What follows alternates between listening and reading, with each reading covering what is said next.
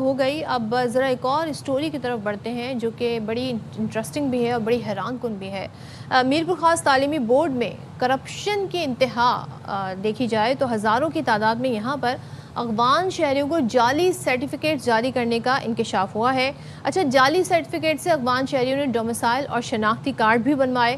A S P قرۃ العین اور case کے آئی او عباس علی کی پریس کانفرنس میں گرفتار آئی ٹی برانچ کے انچارج اعظم خان کو میڈیا کے سامنے پیش کیا گیا اور پولیس کے مطابق 2022 سے 2025 کے دوران تقریباً 35,000 طلبہ کے نمبرز اور گریڈز بھی تبدیل کیے گئے ہیں. مطلب اس سے میں اب کیا ہی کہہ سکتا ہوں. آپ یہ دیکھیں کہ نمبرز بڑھانے کے علاوہ جو فیل امیدوار تھے ان کو پاس کرانے کے لیے بھی یہ لوگ بھاری رقوم وصول کرتے تھے. اینٹی کرپشن نے بھی اہم ریکارڈ قبضے میں لے لیا اور پولیس کے مطابق مزید گرفتاری متوقع ہیں. بات کر لیتے ہیں ایس ایس پی میرپور خاص فدا حسین ہمارے ساتھ موجود ہیں. بتائیے گا میرپور خاص تعلیمی بورڈ کی کرپشن جال سازی کا جو کیس سامنے آیا ہے اس کی تحقیقات میں اب تک کیا پیش رفت ہوئی ہے اور یہ انکشاف ہوا کیسے، یہ سب کچھ ایکسپوز کیسے ہوا؟ جی بہت شکریہ. سب سے پہلے آپ کا کہ ہمارا جاننے ملتی کہ اس طرح سے جو جعلی سرٹیفکیٹس ہیں وہ بنائے جا رہے ہیں اور جو لوگ ہیں ان کے مارکس جو ہے نا وہ بڑھائے جا رہے ہیں، فیل کو پاس کیا جا رہا ہے اور جو لوگ امتحان دے بھی نہیں رہے ہیں ان کو بھی سرٹیفکیٹ جو ہے نا وہ ایشو کیے جا رہے ہیں.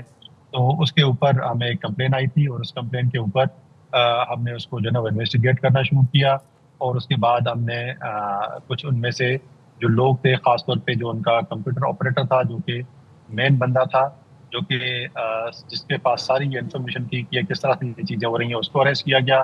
اور اس کے بعد کچھ مزید انکشافات ہوئے ہیں کیونکہ انویسٹیگیشن ہماری چل رہی ہے. تو بہت ساری چیزیں ایسی ہوں کہ شاید میں یہاں پہ ڈسکلوز نہ کر پاؤں تاکہ ہماری انویسٹیگیشن جو ہے وہاں پہ متاثر نہ ہو.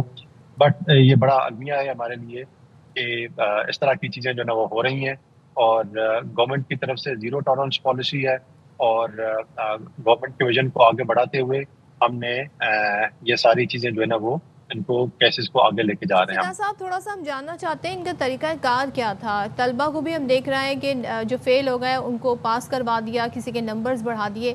کتنا اماؤنٹ وصول کرتے تھے، ان کے پاس سے ریکوری کیا ہوئی ہے، طریقہ کار کیا تھا اور اس میں کن کن کے ملوث ہونے کے خدشات ہیں؟ کیا تعلیمی اداروں کے بھی ملوث ہونے کے خدشات ہیں؟ اچھا، فدا صاحب سے ہم رابطہ کرنے کی کوشش کریں گے. تو آپ یہ دیکھیں کہ اتنے بڑے پیمانے پر جو ہے ایک تو تعلیم کے ساتھ کھلواڑ جاری ہے، دوسرے اتنے بڑے پیمانے پر، اور وہ کون طلبہ ہیں جو اپنے اس طریقے سے نمبرز بڑھواتے ہیں. اور فدا صاحب، میں طریقہ کار جاننا چاہ رہی ہوں کہ کس طریقے سے یہ آپریٹ کرتے تھے، ان کا کتنی بڑی تعداد میں ان کا پورا گینگ ہے. بچوں کے جو فیل ہو گئے ان کو پاس کروا دیتے، کسی کے نمبرز بڑھوا دیتے، افغان شہریوں کو سرٹیفکیٹس دلوا دیتے تھے. کتنا اماؤنٹ ریسیو کرتے تھے ان خدمات کے بدلے؟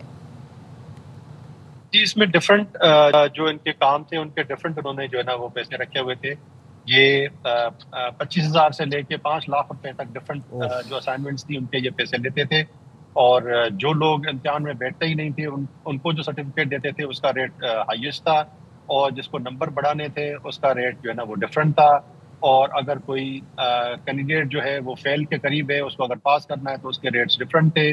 اس میں یہ پورا آرگنائز طریقے سے کام ہوتا تھا. اس میں ان کا سیکریٹ برانچ، کمپیوٹر برانچ اور اس کے علاوہ باہر ان کے لوگ ہوتے تھے جو کہ ان کو کیسز یہ لا کے دیتے تھے.